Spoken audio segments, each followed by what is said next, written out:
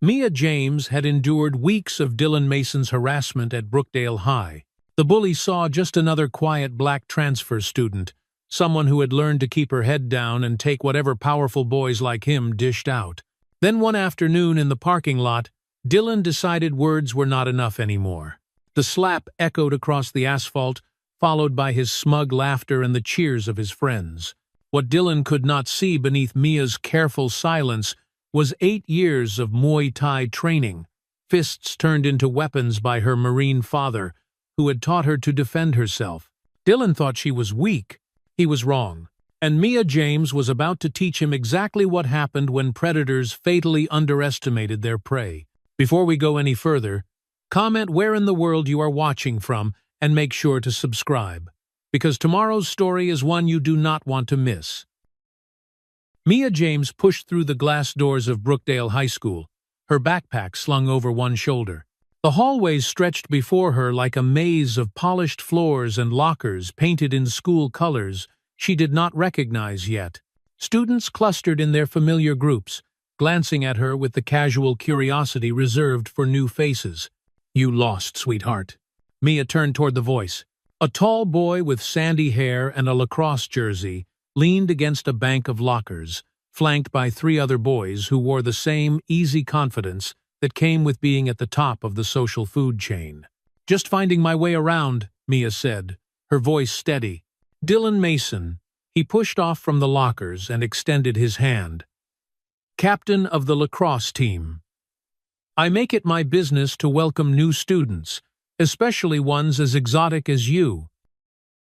Mia looked at his outstretched hand but did not take it. "Mia James. And I am not exotic. I am just black." Dylan's friends snickered, but Dylan's smile never wavered. "Feisty? I like that. Where'd you transfer from? Columbus? Big city girl, huh? Well, things work differently here in Brookdale. More traditional values, if you know what I mean." His eyes traveled down her body in a way that made her skin crawl. "Lucky for you, I am something of a tradition myself. Been here since kindergarten. My family practically built this school." "How nice for you." Mia shifted her weight, ready to walk away. "Hold up!" Dylan stepped sideways, blocking her path. "I'm trying to be friendly here. Show you around. Introduce you to people who matter. You don't want to make enemies on your first day." "I don't want to make friends either." One of Dylan's friends, a stocky boy with acne scars, laughed. "She's got attitude, Dylan. Maybe she needs to learn some manners." Mia's jaw tightened. She had dealt with boys like this before in 3 different schools across 2 states. They always thought they owned whatever space they occupied. "Listen," Dylan said, his voice dropping to what he probably thought was charming. "I could be real good to you. Take care of you like in the old days. You know what I mean?" His friends erupted in laughter. The hallway seemed to quiet around them, other students slowing their pace to watch the show. Mia felt the familiar weight of being the center of unwanted attention, the only black face in a sea of white ones waiting to see how she would respond to being put in her place. "I know exactly what you mean," Mia said, her voice cutting through their laughter. "And I'm not interested." She stepped around Dylan, but he moved again, his arm shooting out to brace against the lockers, caging her in. "Come on now, don't be like that. I'm trying to help you out here." New girl, probably doesn't have many friends yet. Could use someone to show her the ropes. Mia looked up at him, noting the way his friends had positioned themselves to block any easy escape routes. She had been in situations like this before, but something about Dylan's smile made her stomach turn. It wasn't just predatory. It was entitled, like he genuinely believed she should be grateful for his attention. "Get your arm down," she said quietly. "Or what?" Dylan leaned closer. "You going to tell the principal? My dad's on the school board, has been for 15 years. They're not going to believe some angry transfer student over a Mason." The bell rang, echoing through the hallway. Students began moving toward their classes, but Dylan and his friends stayed put. "This conversation isn't over," Dylan said, finally lowering his arm. "Welcome to Brookdale, Mia James. Hope you enjoy your stay." As they walked away, Mia heard one of them say, "She's going to be fun to break in." Mia stood there for a moment, watching them disappear into the crowd. She had transferred schools 6 times in 4 years because of her mother's job, and she had learned to read situations quickly. This was not just typical teenage posturing. This was something darker. She pulled out her class schedule and started walking toward her first period. Other students gave her a wide berth now, their eyes curious but careful not to linger too long. Word would spread quickly about the new girl who had stood up to Dylan Mason on her first day. Mia found her classroom and slipped inside, taking a seat in the back corner where she could see the door. As the teacher began taking attendance, she thought about Dylan's words. Traditional values. The old days. She had heard that kind of coded language before. Her father had taught her to throw a punch when she was 10, right after her first Muay Thai lesson. "Never start a fight," he had said, "but always be ready to finish one." Looking around at her new classmates, Mia had a feeling she might need to remember that advice sooner than she had hoped. Development 1. The harassment started the next morning. Mia was pulling books from her locker when Dylan appeared beside her, leaning against the adjacent locker like he belonged there. "Morning, beautiful. Sleep well? Dream about me?" Mia did not look at him. "Move. Come on. Don't be cold. I brought you a peace offering." He held out a banana. "Thought you might be hungry." His friends materialized behind him, snickering. Mia slammed her locker shut and walked away, but Dylan followed. "Hey, where are you going? I'm trying to be nice here."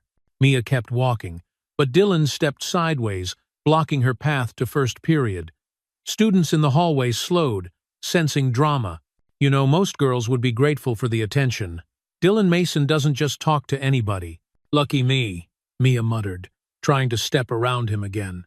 This time, Dylan let her pass, but she could feel his eyes on her as she walked away. Behind her, she heard him say to his friends, "Don't worry, she'll come around. They always do." By third period, Dylan had found her schedule. He appeared outside her chemistry class, waiting with that same predatory smile. "Mia, what a coincidence! I was just walking by." "Your next class is on the other side of the building," Mia said without stopping. "How do you know where my next class is?" Dylan fell into step beside her. "You've been asking about me? That's sweet." Mia's jaw clenched. She had not been asking. She had overheard 2 girls talking about Dylan's schedule during lunch. Apparently, half the school knew his routines by heart. "Look, I get it," Dylan continued. "You're playing hard to get. It's cute. But you should know I always get what I want." Mia stopped walking. "What makes you think I'm something you can get?" Dylan's smile faltered for just a moment before returning full force. "Everything's for sale, sweetheart. Just got to find the right price." The next day, Dylan was waiting by her car in the parking lot after school. Mia had borrowed her mother's Honda for the day. Nothing fancy, but Dylan ran his hand along the hood like he was appraising it. "Nice ride. Little beat up, but it's got character, like its owner." "Get away from my car." "Relax. I'm not going to hurt it. Just admiring." He moved to block her path to the driver's door. "You know, I could give you rides to school." "My Mustang's a lot nicer than this thing. I don't need rides from you." "What do you need then? Money? I got plenty. My dad owns 3 car dealerships." Dylan stepped closer. "Or maybe you need protection. This school can be rough for outsiders." Mia felt her hands curl into fists. "Is that a threat?" "Just facts. Things happen to people who don't fit in. Accidents, misunderstandings." Dylan's voice dropped lower. "But stick with me, and nobody will bother you." "I, Devon?" Mia unlocked her car and got in, but Dylan grabbed the door before she could close it. "Think about it," he said. "I'll make it worth your while." The harassment escalated throughout the week. Dylan appeared everywhere, outside her classes, in the cafeteria, by her locker.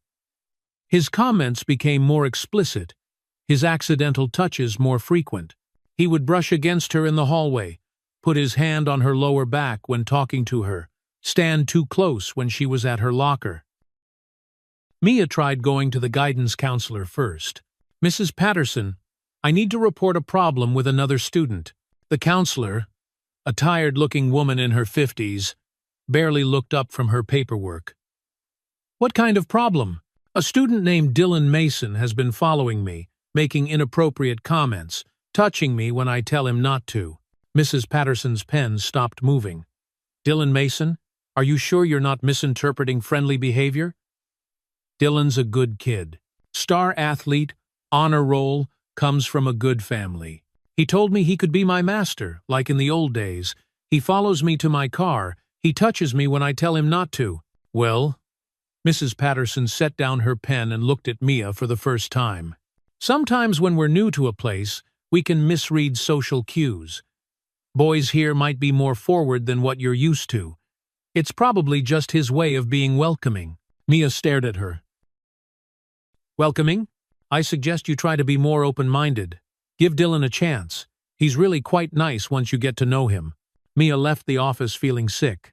Meanwhile, across the school, Jack Simmons watched Mia walk past his table in the library, her jaw tight with frustration. He recognized that look, the same expression he wore after his own failed attempts to report Dylan's group for shoving him into lockers and calling him Taco Boy. Jack had been at Brookdale for 2 years, ever since his family moved from El Paso. Dylan and his friends had made those years miserable, but Jack had learned to keep his head down, take different routes through the halls, eat lunch in hidden corners. Watching Mia, he saw someone who had not learned to disappear yet. Part of him admired her refusal to back down. Another part of him feared what Dylan would do to someone who kept saying no. That Friday, Dylan cornered Mia by the gym doors after last period. You've been avoiding me all week. That hurts my feelings. Good. Dylan's smile turned cold. You think you're better than me? Than this place? Let me tell you something, princess. You're nothing special. Just another what? Mia stepped closer, her voice dangerous. Dylan's eyes gleamed. You know what? Don't make me say it. Mia felt something snap inside her chest. Say it! I dare you! Then, for a moment, Dylan looked like he might actually do it. Then his smile returned, but it did not reach his eyes. Soon, he said quietly. Real soon, you're going to learn your place. Monday morning, Dylan huddled with his friends by the trophy case, a wicked grin spreading across his face. Today's the day, boys. Little Miss Attitude is about to learn her place. What you got planned? Asked Tyler, the stocky one with acne scars. Public humiliation. Going to make her beg for my attention in front of everyone. Dylan's eyes gleamed. She thinks she's too good for me. Wait till she sees what happens to girls who don't show proper respect. Dude, you're going to get in trouble, said Connor, the tall, lanky one. For what? Flirting. My dad's on the school board, remember? Besides, it'll just look like playful banter to anyone watching. Dylan cracked his knuckles. Time to break this filly in. His friends exchanged glances but said nothing. They had seen Dylan's playful banter before. Dylan spotted Mia at her locker and straightened his shoulders. Showtime! There's my girl! Dylan announced loudly, striding up with his usual entourage. Miss me over the weekend? I'm not your girl, Mia said without turning around. Come on, don't be shy. Everyone knows we've got something special. Dylan moved closer, his voice carrying across the hallway. Been telling everyone how exotic you are, how different. Mia slammed her locker shut and faced him. Stop calling me exotic. Why? It's a compliment. You're not like the basic girls here. You've got that wild, untamed thing going on. Dylan's friends laughed, and Mia noticed more students gathering to watch, like a beautiful animal that needed to be broken in. The hallway went quiet. Mia felt every eye on her, waiting to see how she would respond to being compared to an animal that needed breaking. You want to know what's wild and untamed? Mia's voice was steady, but her hands were shaking with rage. Your breath. When's the last time you brushed your teeth or showered? You smell like a locker room that's been closed up all summer. Dylan's smile faltered. Hey now, and speaking of basic, let's talk about your personality. You've got the depth of a puddle and the intelligence of a brick. The only reason girls talk to you is because daddy's money buys you fake friends and a fake reputation. Dylan's face was turning red. His friends shifted uncomfortably. Your idea of flirting is calling girls exotic animals and talking about the old days like you're some plantation owner. News flash. Those days are over, and they're not coming back. You're just a scared little boy who can't handle being told no. Mia stepped closer, her voice rising. You think you're intimidating? You think you're special? You're nothing. You're a walking cliché with a trust fund and daddy issues.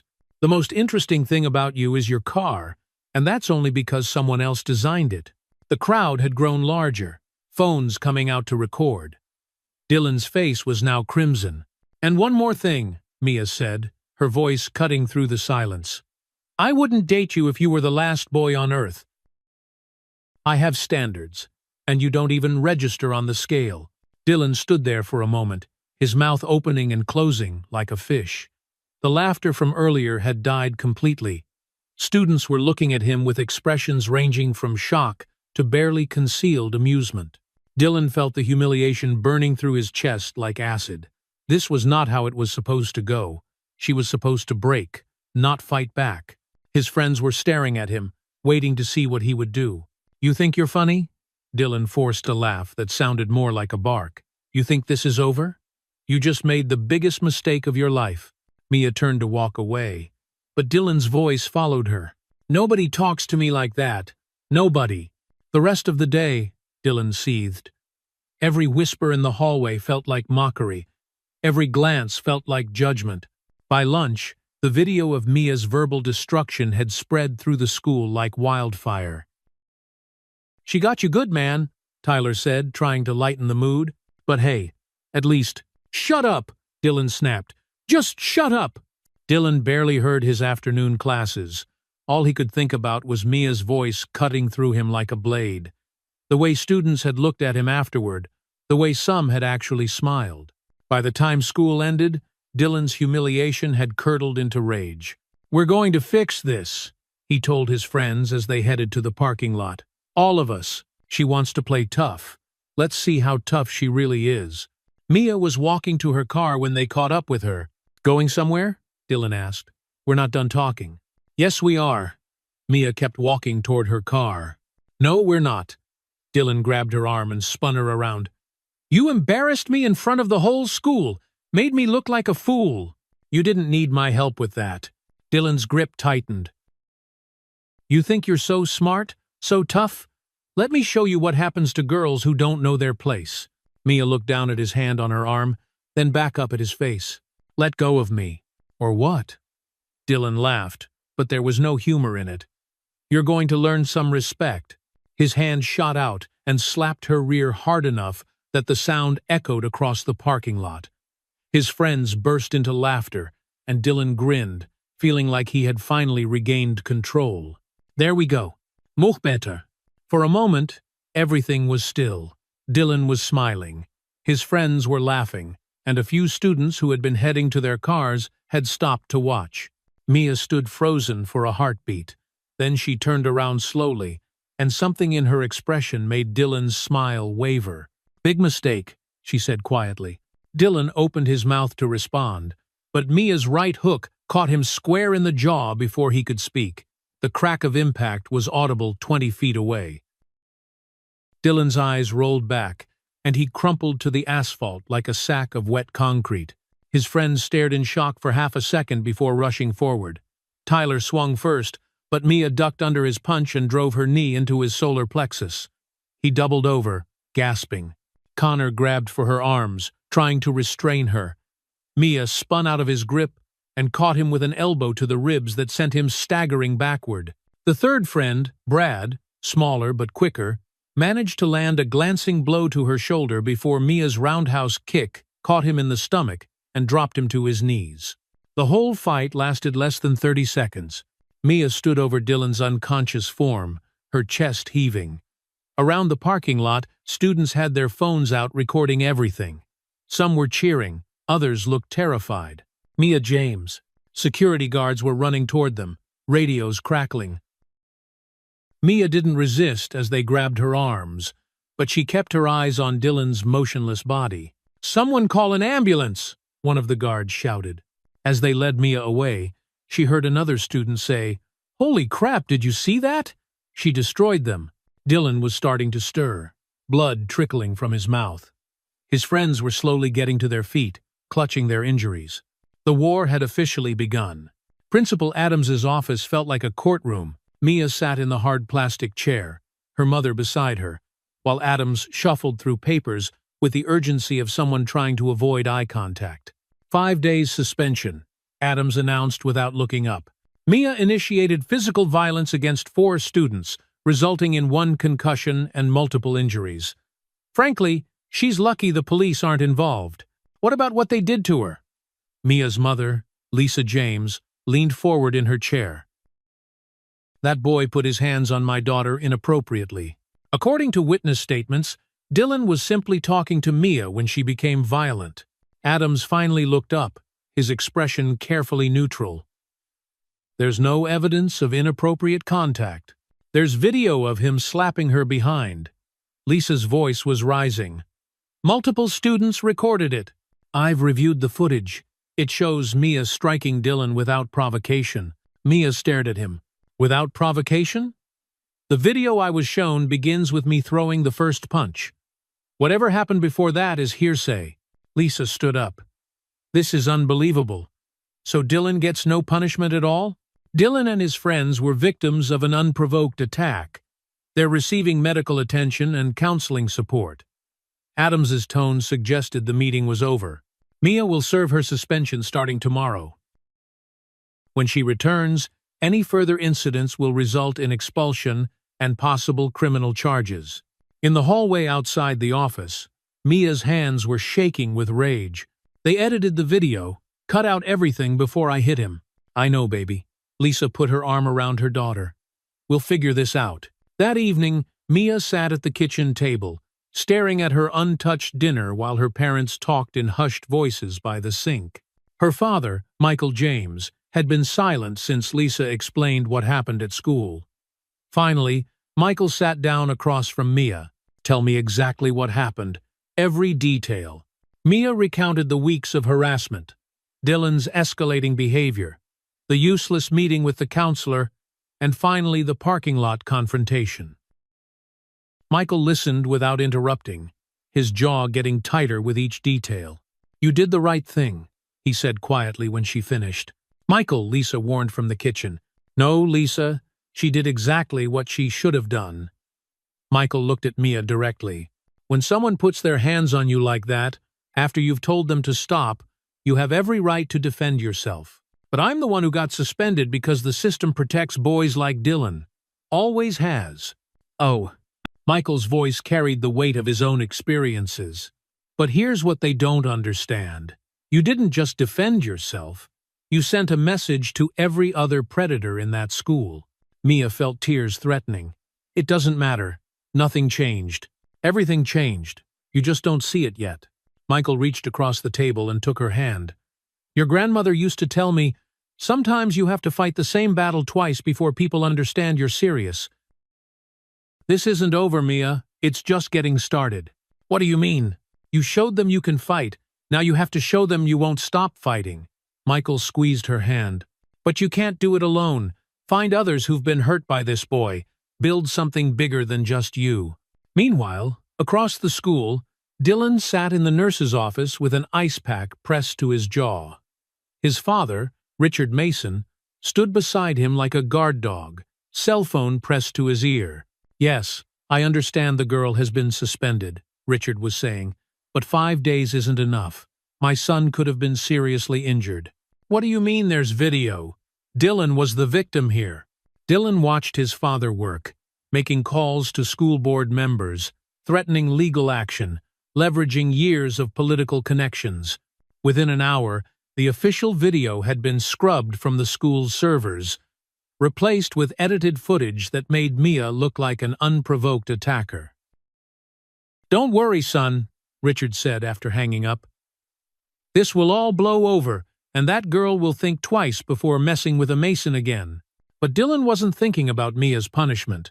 He was thinking about the moment her fist connected with his jaw. The way she had moved like she knew exactly what she was doing. None of his friends had ever fought back before. None of them had ever knocked him unconscious. 2 days into Mia's suspension, Jack Simmons was eating lunch alone in the library when he saw something that made his stomach drop. Dylan and his crew were surrounding a freshman girl by the water fountain, close enough that Jack could hear every word. "Come on, Amy. Don't be shy," Dylan was saying, his jaw still slightly swollen. "I just want to talk." "I need to get to class," the girl whispered. "Class can wait. We're having a conversation here." "No." Dylan moved closer, backing her against the wall. "You know what happened to the last girl who was rude to me? She got suspended. Might even get expelled." Jack had seen this exact scene play out dozens of times over the past 2 years. Different victims, same predator. But something about watching it happen again, so soon after Mia's suspension, made him feel sick. "Please, I just want to go to class." "See, that's not how this works," Dylan said. "You show me some respect. Maybe smile a little, and then we can talk about letting you go." Jack stood up without thinking. "Hey," Dylan turned, annoyed at the interruption. "What do you want, Taco Boy?" "Leave her alone," Dylan laughed. "Or what? You going to call your girlfriend Mia? Oh, wait. She's suspended for being a violent thug." Jack's hands were shaking, but he didn't back down. "Just leave her alone." "You know what? You're right." Dylan stepped away from the freshman. "Amy can go. But you and I need to have a conversation." The freshman girl fled without looking back. Dylan's friends moved to surround Jack, who suddenly realized he'd made a terrible mistake. "You think because Mia sucker punched me, that makes you tough too?" Dylan grabbed Jack by the shirt and slammed him against the lockers. "Let me explain something to you. That girl got lucky. It won't happen again." Jack tried to pull away, but Dylan's grip tightened. "And if I hear about you running your mouth to anyone about what just happened, you're going to wish you'd stayed in whatever border town you crawled out of." That afternoon, Jack walked home with a split lip and a black eye, Dylan's threats echoing in his head. But he also walked home with something else. A phone number he'd copied from the substitute teacher's desk. Mia answered on the second ring. "Mia, this is Jack Simmons. We don't really know each other, but we need to talk." "Hi. What happened to your voice? You sound like you've been crying." Jack touched his swollen lip. "Dylan happened. Look, I know you're suspended, but when you get back, we need to meet. There are others. Kids who've been dealing with Dylan and his friends for years." "How many others?" Jack thought about all the students he had seen cornered in hallways, humiliated in bathrooms, threatened into silence. "More than you think. And after what you did to him." After seeing someone finally fight back, Jack's voice grew stronger. "People are ready to listen." Mia was quiet for a long moment, remembering her father's words about building something bigger. "Where do you want to meet?" "Behind the gym. First day you're back. We'll figure out what comes next." After hanging up, Jack stared at his reflection in his bedroom mirror. For the first time in 2 years, he didn't look away from the bruises. Instead, he started making a list of names. Every kid he had seen Dylan's group target. Every student who had been too scared to speak up. The war was about to get bigger. Mia's first day back at Brookdale felt like walking into enemy territory. Students stared as she passed, some with admiration, others with fear. Word had spread about her suspension, but so had whispers about Dylan's continued behavior while she was gone. Behind the gym, Jack Simmons waited with 3 other students Mia didn't recognize. His split lip had healed, but the black eye was still fading to yellow around the edges. "You came?" Jack said, relief evident in his voice. "You said there were others." Mia looked at the small group. "This them?" A thin girl with short brown hair stepped forward. "I'm Emily Ross.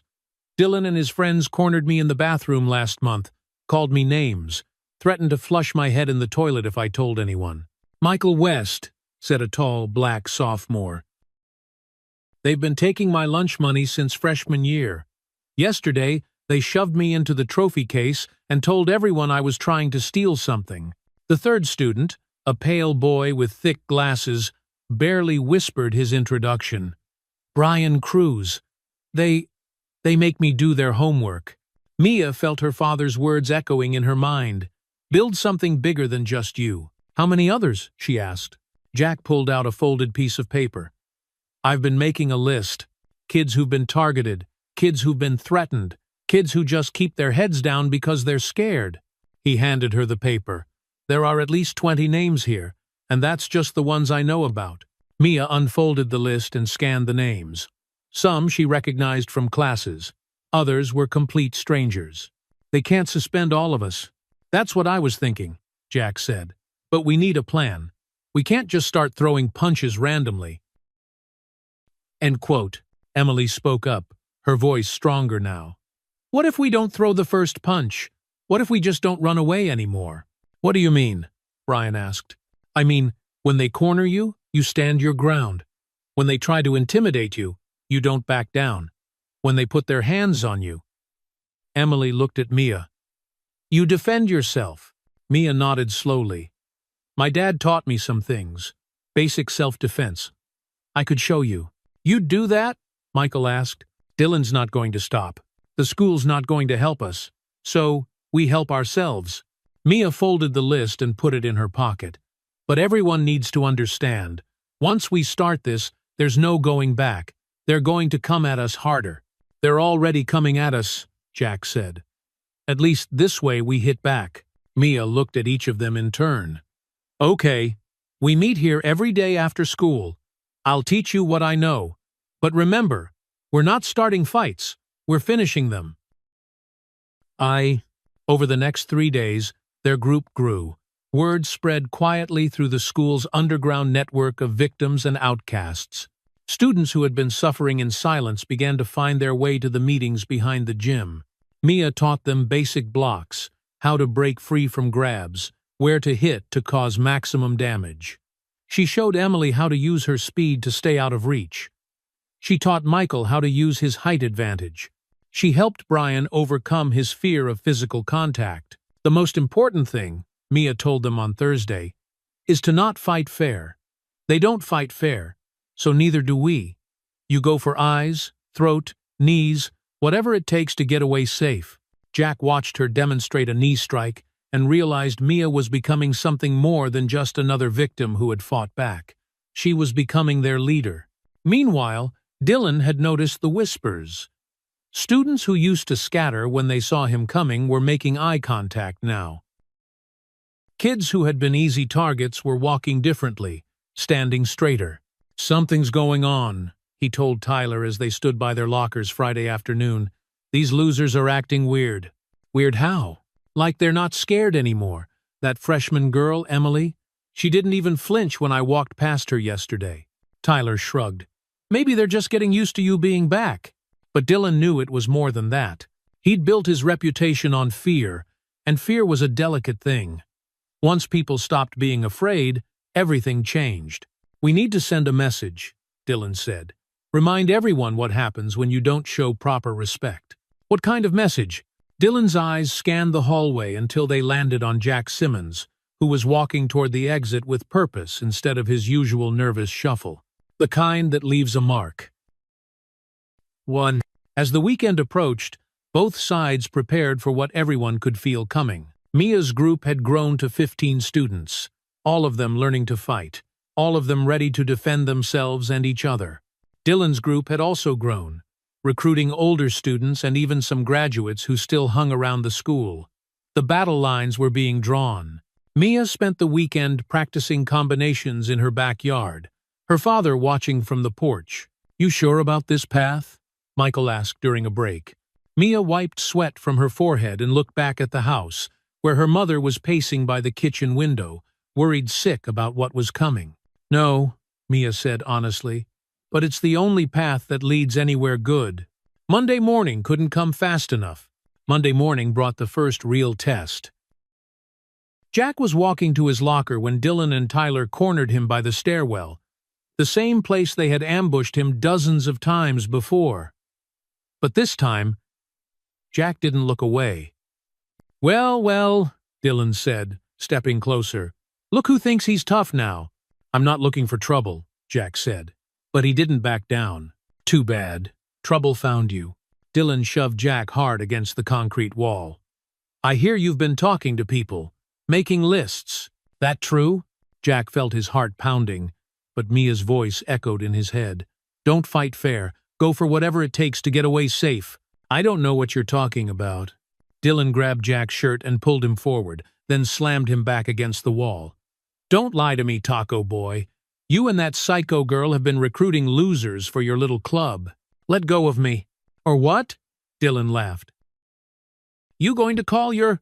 Jack's knee drove up into Dylan's groin with everything he had. Dylan doubled over, gasping, and Jack broke free, running toward the main hallway where teachers would be. Get him! Dylan wheezed, but Jack was already gone. 20 minutes later, during first period, Emily Ross was leaving the bathroom when 3 senior girls blocked her path. Mia had warned them that Dylan might recruit others, but Emily hadn't expected this. You're Emily, right? The lead girl, a blonde cheerleader named Brittany, smiled coldly. I'm friends with Dylan. Okay, Emily said, trying to step around them. Not so fast. Brittany moved to block her again. Dylan told me you've been spreading lies about him. That's not very nice. I haven't said anything that isn't true. See, that's the problem. Truth is relative. Brittany stepped closer. And Dylan's family has been good to this school. Your family? Nobody even knows who you are. Emily felt the familiar fear creeping up her throat. But then she remembered Mia's words about standing your ground. Move, Emily said firmly.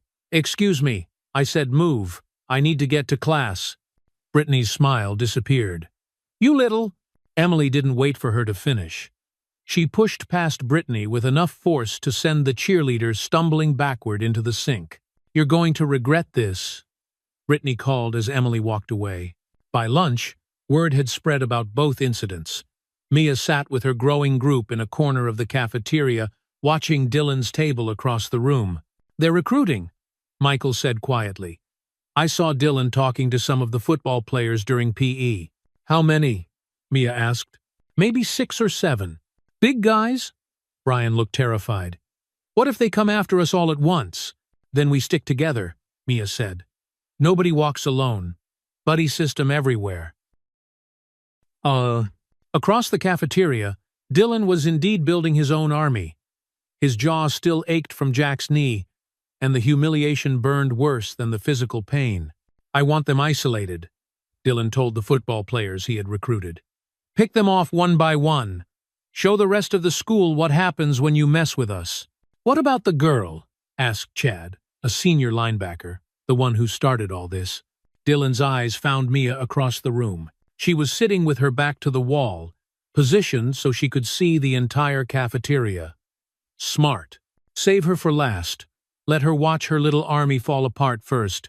After school, Mia's group had barely started their training session behind the gym when Principal Adams appeared with 2 security guards. This gathering is unauthorized, Adams announced. You're all to disperse immediately. We're not doing anything wrong, Mia said. We're just talking. End of Cree. Reports indicate you've been teaching students to fight. That constitutes planning violence on school property. Mia felt rage building in her chest. What about Dylan recruiting football players to attack us? Where's his punishment? I don't know what you're talking about. Dylan Mason hasn't been involved in any incidents since your unprovoked attack on him. This is unbelievable, Emily said. Adams turned his attention to her. Miss Ross, your parents received a call today about your altercation with another student in the bathroom. One more incident, and you'll face suspension. She didn't start anything, Jack protested. Mr. Simmons, you're already on thin ice after your fight this morning. I suggest you keep your mouth shut. As Adams and the guards walked away, Mia's group stood in stunned silence. They're protecting him, Brian whispered. No matter what he does, they're going to protect him. Mia clenched her fists. Then we protect ourselves. How? Michael asked. They'll suspend us for breathing wrong, but Dylan can do whatever he wants. Mia looked at her friends, because that's what they had become. United by shared trauma and determination. Her father's words came back to her. Sometimes you have to fight the same battle twice before people understand you're serious. We make it impossible to ignore, she said quietly. We make it so big, so public, that they can't cover it up anymore. What are you thinking? Jack asked. Mia's smile was sharp as a blade. War. Tuesday after school, Mia stood before 23 students gathered in the abandoned maintenance shed behind the football field. Word had spread through underground networks. The outcasts, the bullied, the forgotten. They had found a new meeting place after being banned from school property. I know you're all scared, Mia began, her voice carrying across the cramped space. I know, because I was scared too. Scared of Dylan, scared of his friends, scared of a system that protects predators and punishes victims. The group listened in silence. Some sat on overturned crates, others leaned against rusted equipment. All of them bore the invisible scars of Dylan's reign of terror. But yesterday, something changed. Jack fought back. Emily fought back. They stood up to bullies who thought they owned this school. Mia's voice grew stronger. And you know what happened? The bullies got hurt. The bullies got scared. For the first time in years, they felt what we've been feeling every single day. What if they expel us? Brian asked, his voice barely above a whisper. What if they don't? Mia shot back. What if we keep taking their abuse until we graduate? What happens to the kids who come after us? Do we just leave them to suffer like we did? Silence filled the shed. Mia could see the internal struggle on every face, the war between fear and hope, between self-preservation and justice. My dad told me something, Mia continued. He said, sometimes you have to fight the same battle twice before people understand you're serious. Well, I'm done fighting alone. We all are. BlakTruths, a junior named Terrell, who had been quiet until now, spoke up. My little sister starts here next year. She's tiny, barely 5 feet tall. If Dylan's still here when she arrives, his hands clenched into fists. I can't let that happen. Then don't, Mia said simply. Help us stop it. How? Emily asked. They've got the administration. They've got their parents' money. They've got everything. They don't have numbers, Jack said, standing up. There are more of us than there are of them. There always have been. Mia nodded. The only reason Dylan has power is because we gave it to him, because we scattered when he showed up, because we suffered in silence, because we let him pick us off one by one. She walked to the center of the group. No more. From now on, when Dylan or his friends approach any of us, we don't run, we don't hide. We stand together, and we fight back. What if someone gets seriously hurt? A sophomore girl asked. Mia's expression hardened. People are already getting hurt every day. The difference is now Dylan's going to hurt too. Across town, Dylan sat in his bedroom nursing a bag of ice against his groin while his father paced angrily. This is getting out of hand, Richard Mason said. First, that James girl attacks you. Now other students are getting aggressive. The school needs to crack down harder. It's fine, Dad. I can handle a few losers. This isn't about what you can handle. This is about respect, about maintaining order. Richard stopped pacing and looked at his son. Maybe it's time to involve the police, file assault charges against some of these kids. Dylan considered this. The idea of watching Mia get arrested had definite appeal, but something about it felt like admitting defeat, like he couldn't handle his own battles. Not yet, Dylan said. Give me a few more days. Amen? Back at the shed, Mia was wrapping up her speech. I won't lie to you. This is going to get worse before it gets better. They're going to try to break us, to make us afraid again. Some of you might get suspended or expelled. Some of you might get hurt. The group exchanged nervous glances, but nobody left. But here's what I know for sure, Mia continued, her voice rising with passion. We're already hurt. We're already broken. We're already afraid. The only difference is now we're going to make them feel it too. She looked around the room, making eye contact with each person. Anyone who wants to leave can go right now. No judgment, no hard feelings. But if you stay, you're committed. We protect each other. We fight for each other. And we don't stop until Dylan and his friends are finished. Brian Cruz stood up slowly, his hands shaking but his voice steady. I'm tired of being afraid. One by one, others stood. Emily, Michael, Terrell, Jack, until all 23 students were on their feet. "Then let's make them afraid instead," Mia said. As the group dispersed into the evening darkness, Mia felt the weight of leadership settling on her shoulders. These weren't just fellow victims anymore. They were soldiers in a war she had started.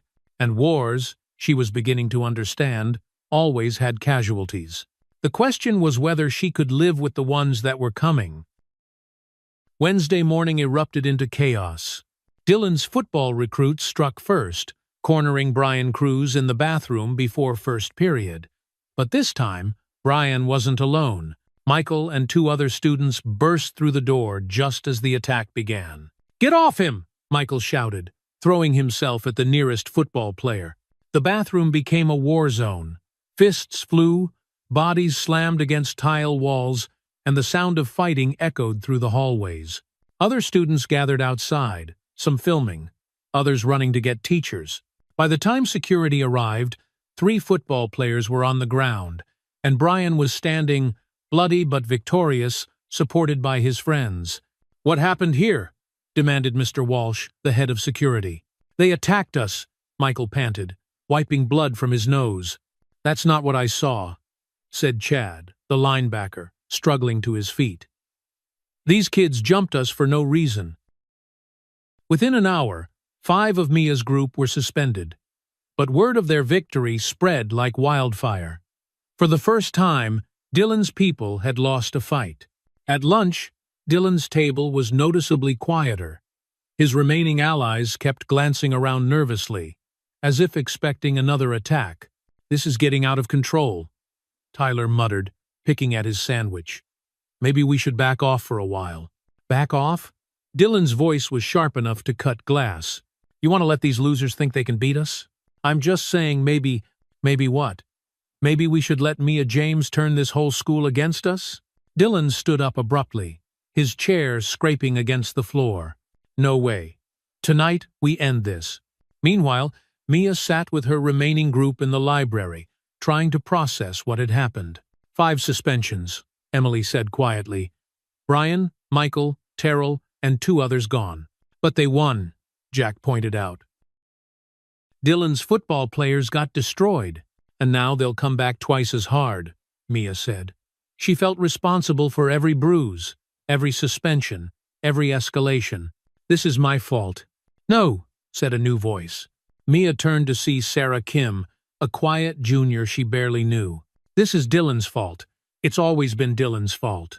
Sarah sat down at their table uninvited. "I've been watching this war from the sidelines, and I can't stay quiet anymore. Dylan and his friends cornered my friend Jasmine last month, made her cry, made her skip school for a week. I should have done something then." "Why didn't you?" Emily asked. Not accusingly, but genuinely curious. "Same reason everyone else doesn't. Fear." Sarah's voice grew stronger. "But watching you all fight back, watching Brian stand up to those football players, I realized I'm more afraid of staying quiet than I am of fighting." Mia felt a spark of hope. "How many others feel like you do? More than you think. A lot more." That afternoon, Dylan gathered his remaining forces in the parking lot. Word had reached him about Sarah Kim's defection, and he was furious. "They're recruiting faster than we can shut them down," he told his assembled group. "Time for a new strategy." "What kind of strategy?" asked Connor. Dylan's smile was cold and calculating. "The kind that sends Mia James to the hospital." Meanwhile, at the maintenance shed, Mia's group had swelled to over 30 students. The bathroom victory had emboldened others to join, but Mia could see the fear in their eyes. They wanted to fight, but they weren't prepared for what Dylan might do next. "We need to be smarter," Mia told them. "No more small skirmishes. If we're going to do this, we do it big." "What do you mean?" Sarah asked. Mia looked around at the faces staring back at her. Some eager, some terrified, all trusting her to lead them safely through this war. "Tomorrow morning, Dylan's going to try something big. I can feel it.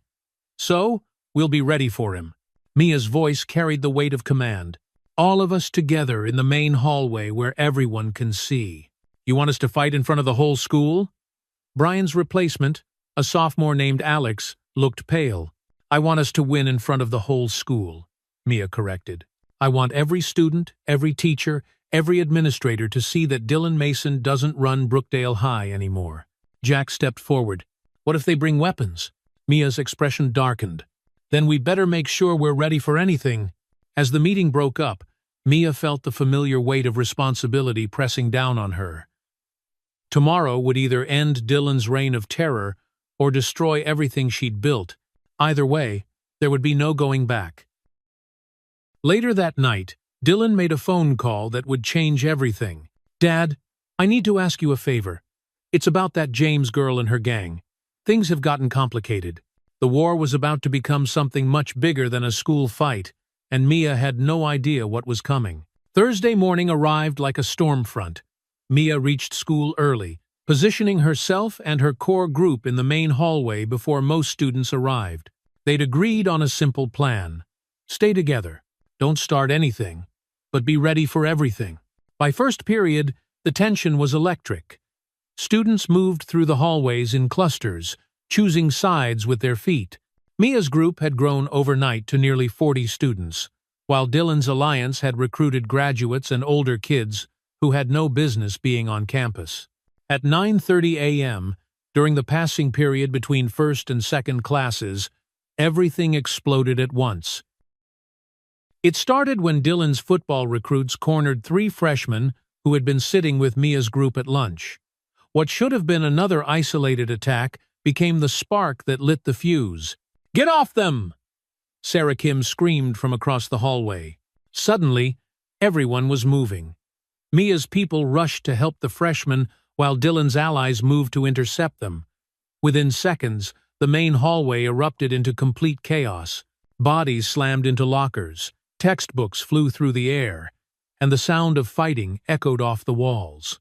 Students who weren't involved pressed themselves against classroom doors, some screaming, others pulling out phones to record. Mia found herself fighting 2 seniors at once, using the confined space of the hallway to her advantage. She kicked one into the trophy case, sending glass exploding across the floor, then spun to catch the second with an elbow to the jaw. Across the hall, Jack was grappling with Tyler, while Emily and 3 other girls had Brittany pinned against the wall. The cheerleader was scratching and biting like a wild animal, screaming obscenities that would have gotten her expelled if anyone in authority actually cared. "This is insane!" Brian shouted over the noise as he ducked a thrown textbook. More students poured out of classrooms, some to join the fight, others just to watch.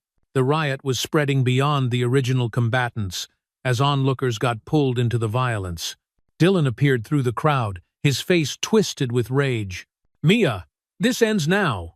But before he could reach her, a fire alarm began blaring. Someone had pulled it during the chaos, and now sprinklers were activating throughout the building. Water rained down on the fighting students, making the floors slippery and dangerous. Several people went down hard on the wet tile, but the fighting continued. "Everyone, stop!" A teacher's voice cut through the noise, but nobody was listening anymore. Mia slipped on the wet floor and went down, immediately rolling to avoid a kick from one of Dylan's recruits. She swept his legs and sent him crashing into a group of lockers. The riot had taken on a life of its own. Students who had never been involved in the original conflict were throwing punches, settling old scores, or just getting caught up in the violence. The careful battle lines Mia and Dylan had drawn had dissolved into pure chaos. Through the sprinkler rain and the screaming, Mia caught sight of Principal Adams standing at the far end of the hallway with a phone pressed to his ear. His face was pale as he spoke rapidly to whoever was on the other end. "We need immediate assistance," she heard him say. "Multiple fights, property damage, complete loss of control." Mia realized this was exactly what Dylan's father had been waiting for, an excuse to bring in outside force to crush her movement permanently. A window shattered as someone was thrown against it. Glass joined the water on the floor, making footing even more treacherous. Several students were bleeding now, though whether from punches or cuts from the debris, Mia couldn't tell. "Mia!" Jack appeared beside her, his shirt torn and his lips split. "We need to get out of here." "No!" Mia shouted back over the noise. We can't run now! But even as she said it, Mia could see they were losing control. This wasn't the disciplined resistance she'd planned. It was a brawl, and it was getting more dangerous by the minute. Dylan emerged from the crowd again, water streaming down his face, his eyes wild with something between fury and panic. "Look what you've done!" he screamed at Mia. "You've destroyed everything! I've exposed everything!" Mia screamed back. Around them, the riot continued to spread. More windows broke, lockers were torn open, and the sprinkler system was flooding the entire first floor. The sound of sirens could be heard in the distance, growing louder. Mia looked around at the chaos she'd helped create. Students fighting, bleeding, screaming, water everywhere, glass crunching underfoot. This wasn't justice. This wasn't victory. This was exactly what Dylan's father needed to justify whatever he had planned. But it was too late to stop now. The war had escalated beyond anyone's control, and the real battle was about to begin. The sirens were getting closer. The riot was dying down as exhaustion set in, but Mia and Dylan found themselves alone in the center of the flooded hallway. Other students had either fled or collapsed against the walls, watching through the sprinkler rain as the two leaders faced each other. "You and me," Dylan panted, wiping blood from his mouth. "No friends, no backup. Just us." Mia circled him slowly, her sneakers splashing in the ankle-deep water. "Fine by me." They'd been building to this moment for weeks. All the harassment, the humiliation, the violence had led to this final confrontation. Around them, the broken glass and overturned lockers created an arena of destruction. Dylan threw the first punch, a wild haymaker that Mia ducked easily. His boxing lessons hadn't prepared him for fighting in water while exhausted from a riot. Mia countered with a sharp jab to his ribs, then followed with a knee strike that caught him in the stomach. Dylan doubled over, gasping. "Had enough?" Mia asked. "Just getting started." Dylan wheezed, then lunged forward, tackling Mia around the waist. They went down hard into the flooded hallway, Dylan's weight pinning Mia beneath the water. She struggled against his grip, feeling panic as water filled her nose and mouth. Mia drove her elbow into Dylan's kidney, forcing him to release her. She rolled away and came up coughing, water streaming from her hair. "You think you're so tough?" Dylan was back on his feet, his face twisted with rage. "You think you can just come to my school and change everything?" "It's not your school," Mia shot back. "It's not your kingdom.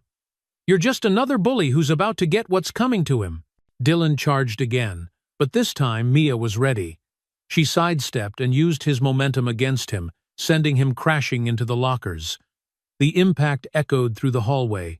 Meanwhile, outside the school, police cars surrounded the building. Officers in riot gear prepared to enter, but they weren't the only ones arriving. News vans pulled up as reporters caught wind of the massive fight at Brookdale High. Parents were speeding toward the school after receiving emergency calls.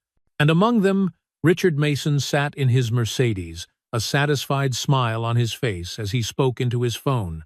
"Yes, it's exactly what we discussed," he told the voice on the other end. "Gang violence, property damage, complete breakdown of order. Mia James has turned a peaceful school into a war zone." But Richard wasn't the only parent making calls. Lisa James was racing toward the school, her hands shaking as she dialed her husband's number. "Michael, something's happened at Mia's school.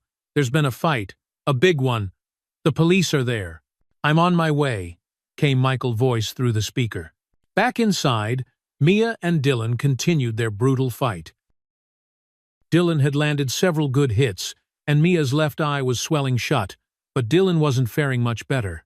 His nose was clearly broken, and he was favoring his right side, where Mia had repeatedly targeted his ribs. "You destroyed everything!" Dylan screamed, throwing another wild punch. "This school was perfect before you came here." Mia blocked the punch and drove her fist into Dylan's solar plexus. "Perfect for who?" "Perfect for you and your friends while everyone else suffered." Dylan staggered backward, his breathing labored. "My family built this place. We made it what it is." "You made it a nightmare," Mia said, advancing on him. "For kids like Jack, like Emily, like Brian. You made their lives hell because you could. Because you thought they deserved it. Dylan's voice cracked with desperation. Because that's how the world works. Some people matter and some people don't. Mia's next punch caught Dylan square in the jaw, the same spot where she'd first hit him weeks ago. This time, Dylan stayed down, blood pooling beneath his face in the water. The sound of heavy boots echoed from the school entrance. The police had arrived. "Everyone on the ground, hands behind your heads!" The commands boomed through the hallways as officers in riot gear flooded the building. Mia looked down at Dylan's unconscious form, then at the destruction around her. Broken glass, flooded floors, scattered belongings. Students pressed against walls with fear in their eyes. She'd won the fight, but at what cost? Mia James. An officer's voice cut through the chaos.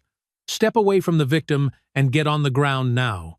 As Mia slowly raised her hands, she saw something that made her heart sink. Dylan's father was walking behind the police officers, pointing directly at her. "That's her," Richard Mason said to the lead officer. "That's the gang leader who organized all this violence."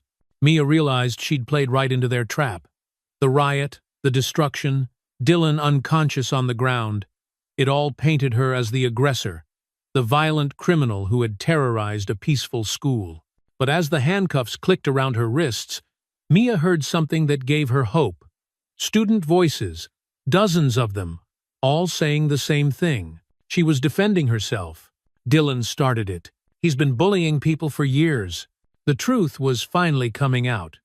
Even as Mia was being arrested, the question was whether anyone in authority would listen. The handcuffs bit into Mia's wrists as officers led her through the flooded hallway of Brookdale High. Around her, the aftermath of the riot was evident.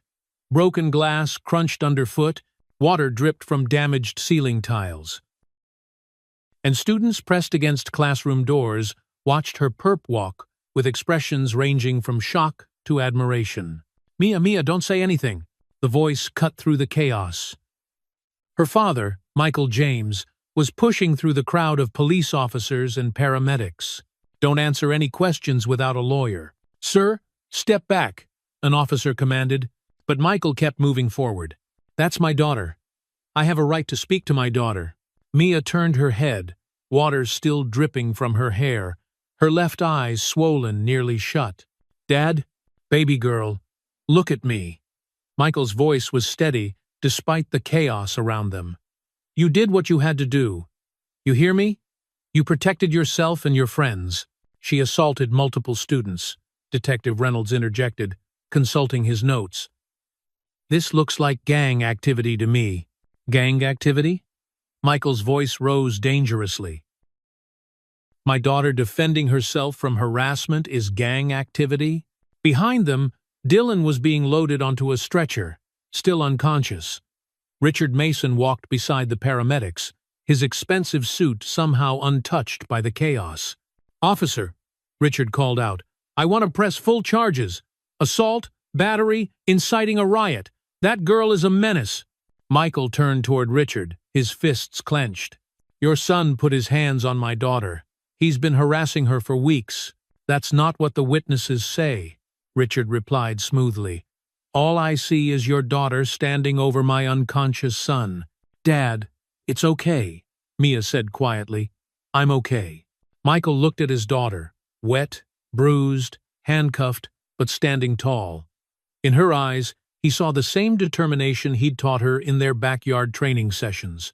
"Remember what I told you about fighting the same battle twice?" Michael said as the officers prepared to lead her away. "Yeah. This is the second fight, and this time the whole world's watching." As they moved through the school, Mia saw the reactions of her fellow students.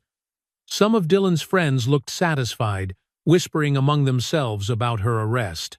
But others, her people, watched with tears in their eyes and phones in their hands, recording everything.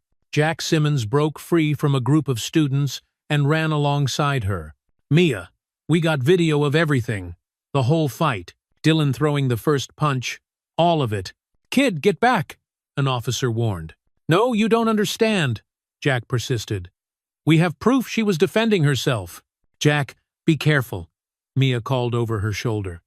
Don't get arrested too."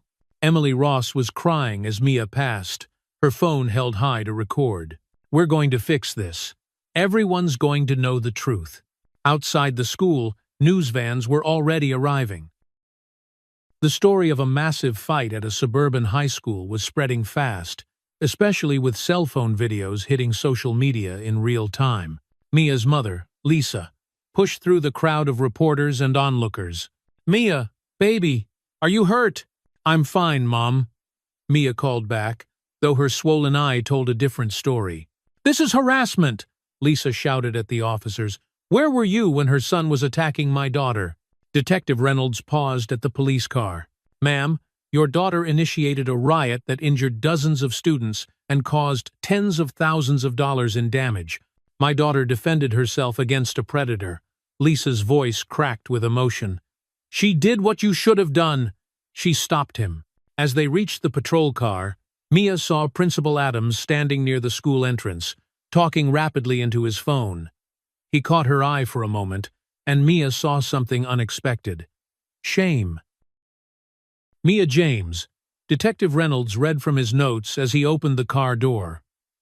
"You're being charged with assault and battery, inciting a riot, and conspiracy to commit violence. You have the right to remain silent." Mia barely heard the Miranda rights. She was watching her friends through the car window, Jack organizing students to upload their videos, Emily coordinating with parents who were arriving, Brian Cruz limping but standing strong with the group. They weren't backing down. Even with their leader arrested, they were still fighting. As the patrol car pulled away from Brookdale High, Mia saw something that made her heart swell with pride. Students were pouring out of the building, not in panic, but in organized protest. They formed a line along the sidewalk, holding up their phones, chanting her name.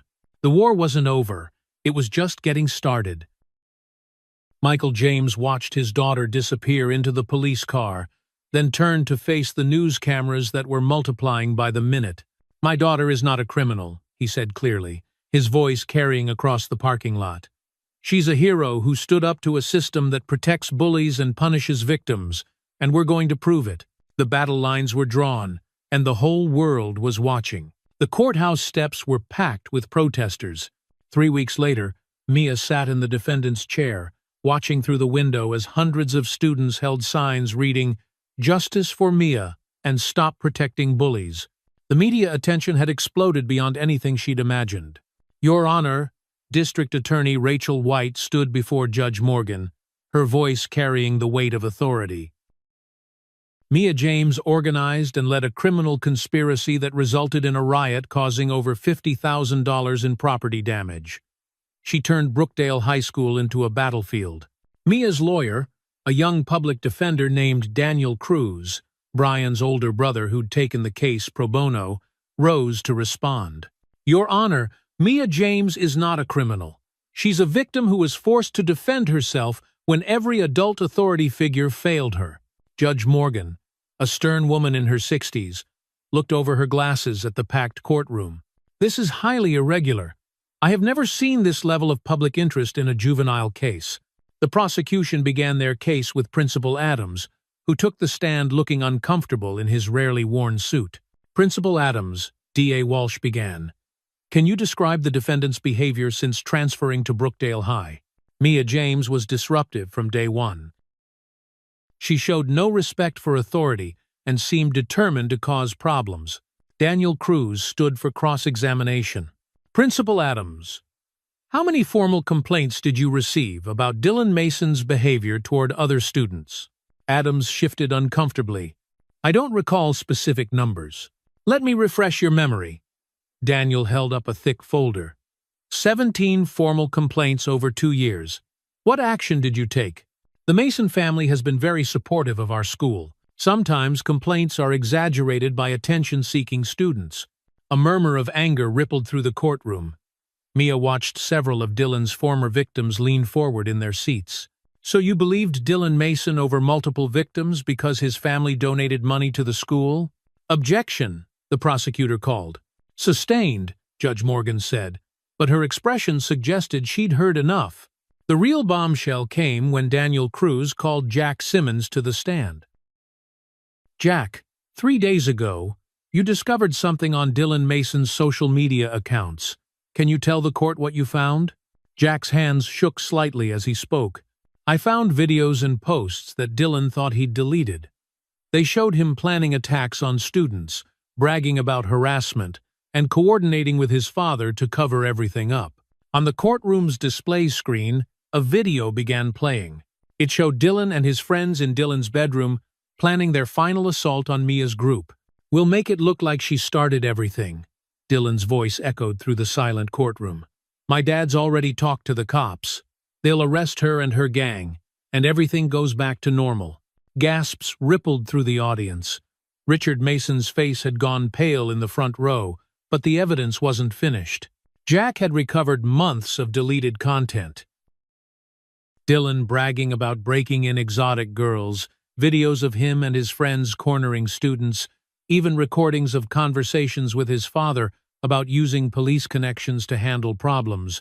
Furthermore, Daniel continued, we have testimony from 47 students documenting years of systematic harassment that school officials ignored or covered up. One by one, Dylan's victims took the stand. Emily Ross described being cornered in bathrooms while teachers walked past. Brian Cruz talked about being forced to do homework under threat of violence, his voice growing stronger with each word. Malcolm West detailed having his lunch money stolen weekly, while administrators told him to try being nicer to his attackers. Each testimony built on the last, painting a picture of institutional failure that went far beyond one troubled student. The turning point came when Dylan himself took the stand. His lawyer had advised against it, but Richard Mason insisted his son testify to clear his name. Dylan walked to the witness stand with his arm still in a sling, his face showing faded bruises from Mia's final punch.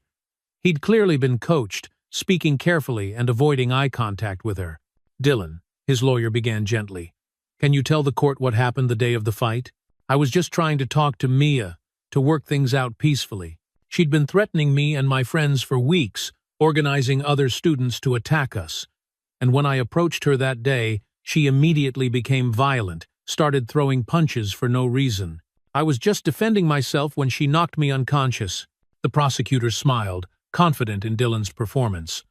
But under Daniel Cruz's cross-examination, Dylan's arrogance began to show through his coached responses. "Dylan, did you tell Mia James you could be her master, like in the old days?" Dylan's lawyer objected, but Dylan was already answering. "It was just a joke. She was being uptight about everything." "A joke? I didn't mean it like that. Some people just don't have a sense of humor. Did you follow Mia to her car and make threatening comments?" "I was trying to be friendly.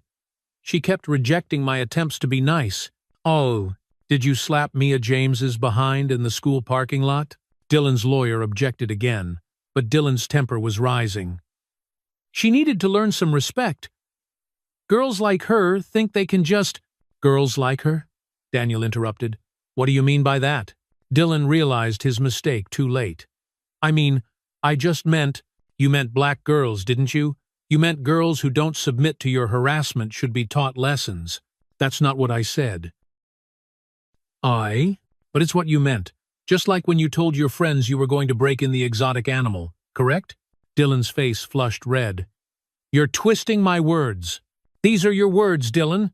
Your deleted social media posts, your text messages, your own voice on video." Daniel's voice rose with righteous anger. "You targeted Mia James because she was black, because she was new, and because you thought you could get away with it, like you had with dozens of other students." "I'm sorry." "She was the violent one," Dylan shouted, abandoning all pretense of calm. "She's the one who brought gang violence to our school. Before she came, everything was peaceful." "Peaceful for who, Dylan? Peaceful for you, while you terrorized other students? They deserved it." Dylan's voice cracked with desperation. "That's how the world works. Some people matter and some people don't." The courtroom erupted.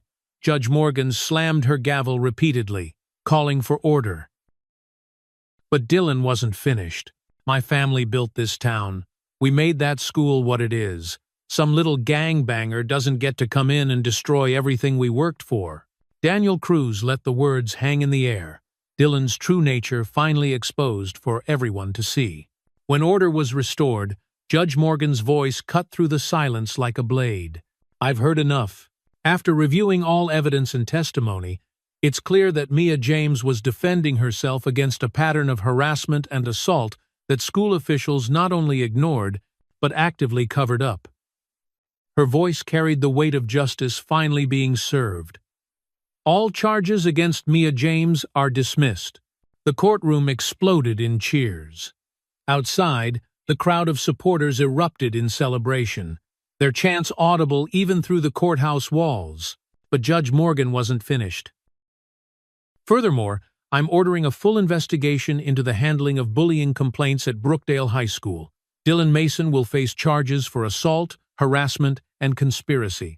And I'm recommending that the state review the entire district's policies on student safety." Mia felt tears streaming down her face as her friends surrounded her, all of them crying and laughing at the same time. Her parents engulfed her in a fierce hug, while reporters shouted questions and cameras flashed. Through the chaos, Mia caught sight of Dylan being led away in handcuffs, his father following with his head down, finally facing the consequences of their actions. They had won. Not just the legal battle, but something bigger. They had changed everything. 6 months later, Mia walked through the halls of Brookdale High School, but everything had changed. New anti-bullying posters lined the walls, reporting hotlines were prominently displayed. And most importantly, she could feel the difference in the atmosphere. "Mia!" Jack Simmons jogged up to her, a huge grin on his face. "Did you see the news?" "What news?" "Dylan got sentenced yesterday. 2 years in juvenile detention, plus community service when he gets out. And his dad lost his seat on the school board." Mia nodded, feeling a complex mix of satisfaction and sadness. Justice had been served, but she took no joy in Dylan's downfall. Only relief that he could no longer hurt others. Emily Ross appeared at Mia's locker, practically bouncing with excitement. "Also, did you hear about Principal Adams?" "What about him?" "He's gone. Forced resignation. And guess who they're bringing in as interim principal?" Emily's smile was infectious. "Coach Reynolds. She's already implementing the new policies." Mia felt a genuine smile spread across her face. Coach Reynolds had been one of the few adults who had supported her from the beginning, recognizing her Muay Thai skills and understanding the situation she had been facing. As they walked toward their first class, Mia noticed something that still amazed her 6 months later. Students walking confidently through the halls. No one hugged the walls anymore. No one kept their heads down in fear. The atmosphere of terror that Dylan and his friends had created was gone. "Mia James, report to the principal's office, please." The announcement echoed through the hallway. But this time, Mia wasn't worried. These calls had become routine since Coach Reynolds took over. In the principal's office, Mia found an unexpected gathering. Coach Reynolds sat behind the desk. But she wasn't alone. Brian Cruz was there along with Malcolm West and several other students Mia didn't immediately recognize. "Mia, sit down," Coach Reynolds said warmly. "I wanted you to meet some people." The unfamiliar students introduced themselves. They were from other schools across the state, all dealing with their own bullying situations. "We heard about what you did here," said a girl named Samantha from a school an hour away. "We want to do the same thing at our school, but we need help. We need to know how you organized everyone." Mia looked around the room at the eager faces. Over the past months, she had received hundreds of messages from students across the country, asking for advice, sharing their own stories, requesting help with their situations. "The first thing you need to understand," Mia said carefully, "is that what happened here got really bad before it got better. People got hurt. I got arrested. It was a war, and wars have casualties." "Dodo, but it worked," Brian said quietly. "Dylan's gone. The administration changed, and bullying reports are actually being taken seriously now." Mia nodded. "It worked, but there might have been other ways, better ways." "What would you do differently?" Michael asked. Mia thought about this question, one she had been asking herself for months. "I'd try harder to work with adults first. I'd document everything better from the beginning, and I'd focus more on changing the system instead of just fighting the symptoms. Coach Reynolds leaned forward. That's actually why I ask you all here. The district is implementing a new peer mediation program, and they want Mia to help design it. Me? You've become something of an expert on student conflict resolution. Coach Reynolds smiled. Your case is being studied by school districts across the country. They want to learn from what happened here. The meeting continued for another hour, with Mia sharing strategies for organization, documentation, and building coalitions. As the students from other schools prepared to leave, Samantha approached Mia. "Thank you," she said simply. "You gave us hope." After everyone left, Mia found herself alone with Coach Reynolds. "How are you really doing?" the coach asked. "All the attention, the speaking requests, the interviews, that's a lot for anyone to handle." Mia considered the question honestly. "Some days I feel like a hero. Other days I feel like I just got lucky that things worked out. And some days I wonder if I just made everything worse for a while." "The fact that you question yourself shows wisdom," Coach Reynolds said. "Heroes in movies never doubt themselves. Real heroes always do." "What happens now?" "I graduate in a few months. Now you get to decide what kind of person you want to be going forward." The Mia James who fought Dylan, she was necessary. But the Mia James who prevents the next Dylan, she might be even more important. That evening, Mia sat in her backyard with her father, both of them practicing forms in the fading light. It had become their routine, a way to stay connected and centered amid all the chaos that had followed the trial. "Dad," Mia said during a break, "do you think I did the right thing?" Michael wiped sweat from his forehead and looked at his daughter. "Baby girl, you did the only thing you could do. And because you did it, hundreds of other kids don't have to. But Dylan's life is ruined. His friends got expelled. Even some innocent people got caught up in everything. Dylan ruined his own life the moment he decided other people were objects for his entertainment," Michael said firmly. "You didn't create that monster. You just refused to let him keep feeding." Mia's phone buzzed with another message from a student asking for help. She had received thousands of them over the past months, each one representing someone who had found courage from her story. "I think I know what I want to study in college," Mia said suddenly. "What's that?" "Social work or maybe law. Something where I can help change systems instead of just fighting individual battles." Michael smiled. "Sounds like you learned the real lesson." "What's that?" "That the fight never really ends. It just changes shape."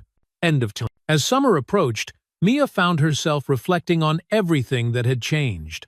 Dylan was serving his sentence and reportedly doing well in counseling, finally confronting the attitudes that had made him a predator. Principal Adams had taken a job in educational consulting, working to help other schools avoid the mistakes Brookdale had made. Most importantly, the students Dylan had terrorized were thriving. Jack had been elected student body president. Emily was starting a peer counseling program. Brian had found his voice and was applying to debate programs for college.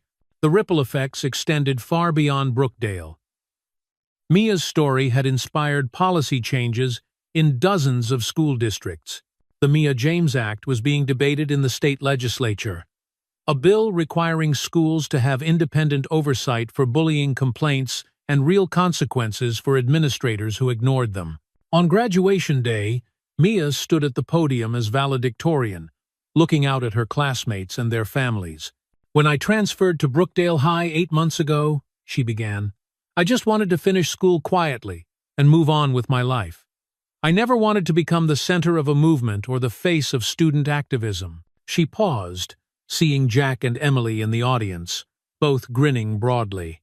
"But sometimes life doesn't give you the choice to stay quiet.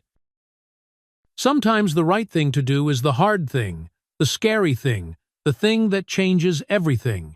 Mia's voice grew stronger. "We learned that standing up to bullies isn't just about throwing punches. It's about refusing to accept injustice as normal. It's about protecting people who can't protect themselves. And it's about believing that change is possible even when the whole system seems designed to prevent it." The audience erupted in applause as Mia concluded her speech.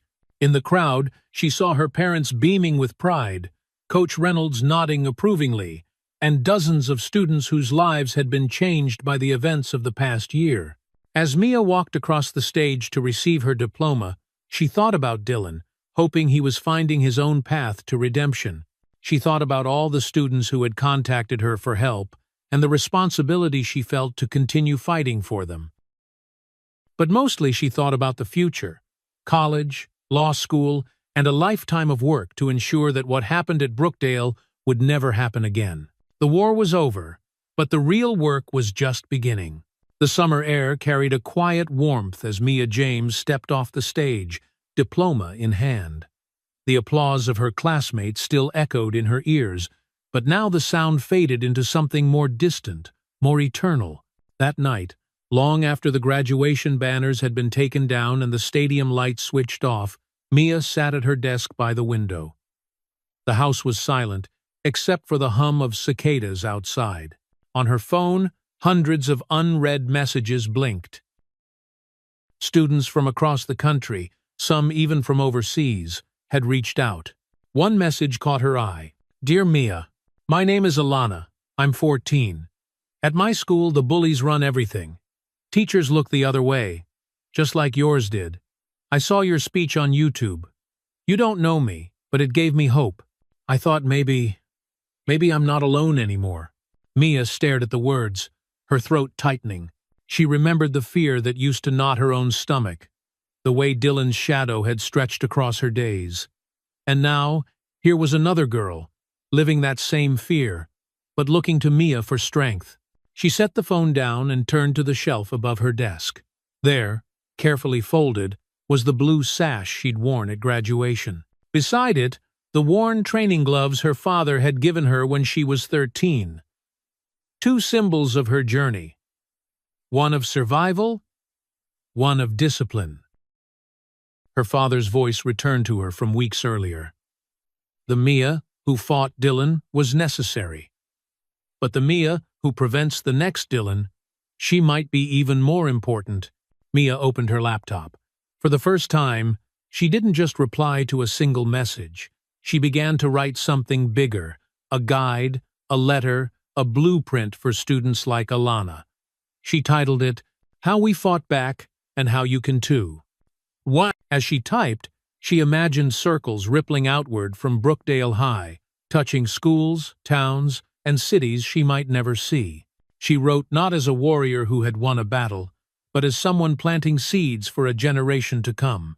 Hours later, as dawn painted the sky in shades of gold, Mia leaned back in her chair. Her words filled the screen. Not perfect, not final, but alive. She looked out the window at the horizon. For the first time in months, she didn't think about Dylan Mason, or trials, or sirens. She thought about Alana, about every student still waiting for change.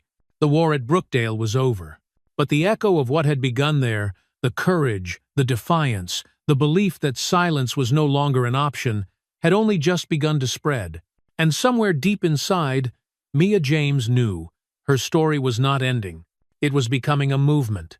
The story of Mia James may have closed its final chapter at Brookdale High, but its echo lingers. Echoes always do. They travel farther than the walls that first carried them, farther than the courtroom where her truth was finally heard, farther than the graduation stage where she stood not as a victim but as a voice.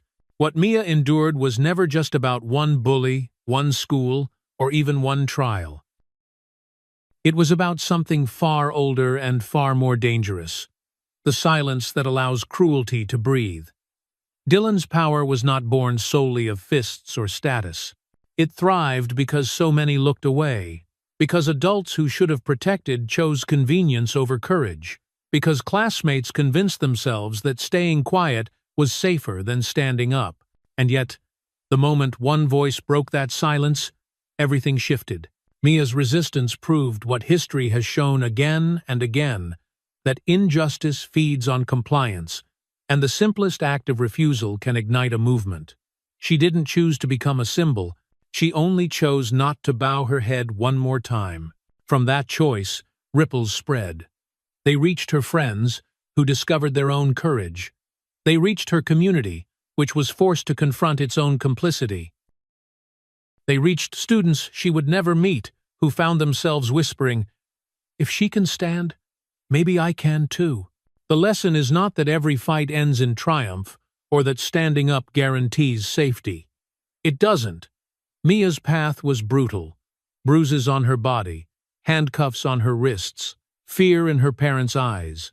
Change always demands a cost, but her journey reminds us of something vital, that courage, however costly, multiplies. One act becomes two become a chorus, and before long, a system that once felt immovable begins to tremble. And so the story leaves us with a question, one not meant for Mia alone but for every person listening now. When the moment comes, when the silence of the crowd grows heavier than the cruelty of the few, will you look away or will you speak?